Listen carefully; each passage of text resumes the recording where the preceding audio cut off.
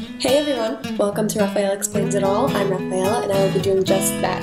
With finals week approaching quicker than any of us would prefer, I wanted to talk about the importance of taking care of your skin during times of high stress. You might think that the only things that suffer when you're stressed out are your brain, your emotional health, and your sanity, but your skin is suffering right there with you. You probably have noticed that when you're stressed out, you start to break out automatically, which is a normal and hormonal reaction. As if it's not enough that we're already suffering emotionally, it has to literally show on our faces. There's probably nothing better for me when I'm stressed out than when I look in the mirror and see that my skin has thanked me for all my hard work by breaking out.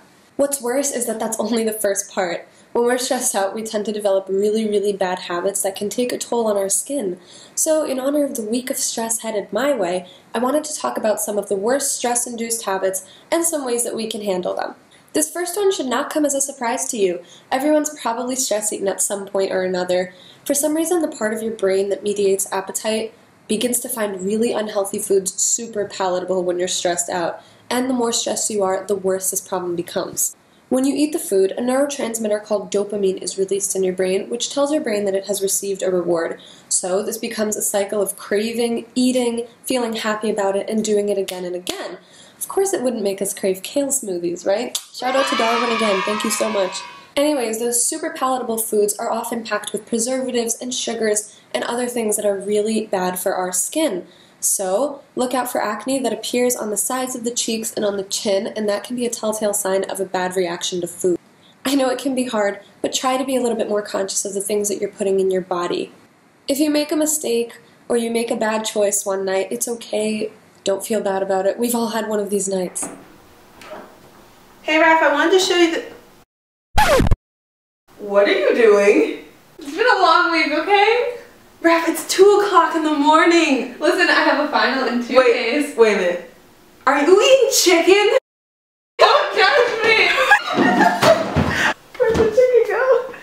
It might be hard and the chicken might look really good after 4 chapters of physics, but it probably won't look so good in the mirror the next morning.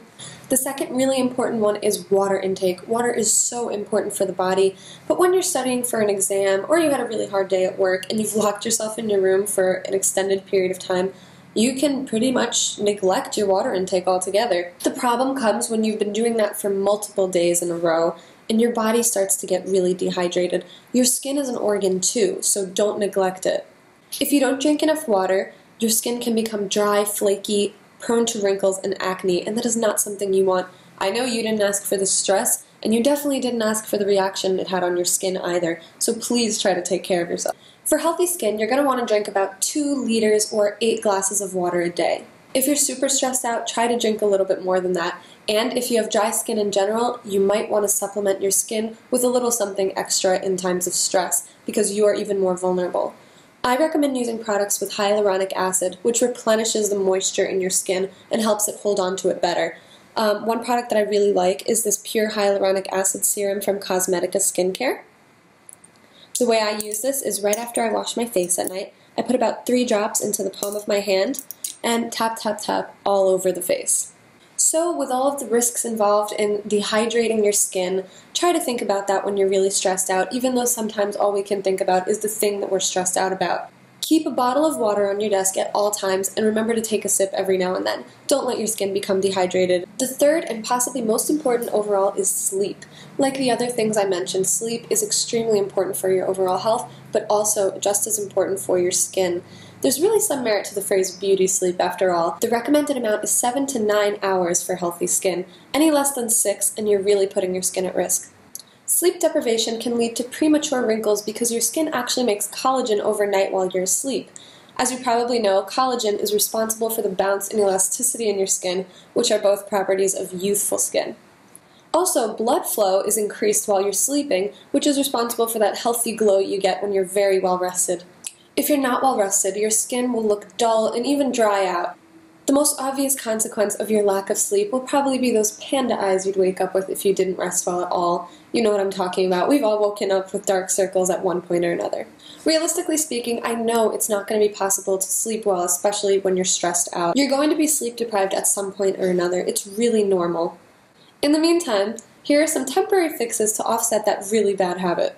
The first one is to sleep with 2 pillows. If your head is slightly elevated, it'll reduce any possible swelling, which is responsible for those puffy eyes you sometimes wake up with in the morning. If you wake up and they're still there, try this method. I've been doing this for a really long time, since probably freshman year of high school when I found out about it, but it's a super easy fix. So just take 2 metal spoons, throw them in the freezer either overnight or for 15 minutes, take them out and just press them under the eyes, and that coldness will constrict the blood vessels and drain it of the fluid that is accumulating under the eyes. You're going to want to keep them there until the spoons become warm again, and it'll take the swelling down a lot. Another tip is to use a sleeping mask. On nights when you know you're not going to get very much sleep, throw on a sleeping mask as the last part of your skin routine. What it does is it works overnight to help your skin look rejuvenated, and you'll wake up looking healthy and glowing. Some that I like are the Innisfree Wine Jelly Sleeping Mask. This one smells beautiful, like a soft wine smell, and it takes off dead skin cells. When I put this on at night, I wake up looking like I got 8 hours of sleep. Here is a closer look. The consistency really is like jelly, if you can see that. It goes on super smooth. What you're going to want to do is rub it onto the face, pat it on, wait 15 minutes, and then massage it in just to make sure that it's really seeping into the pores.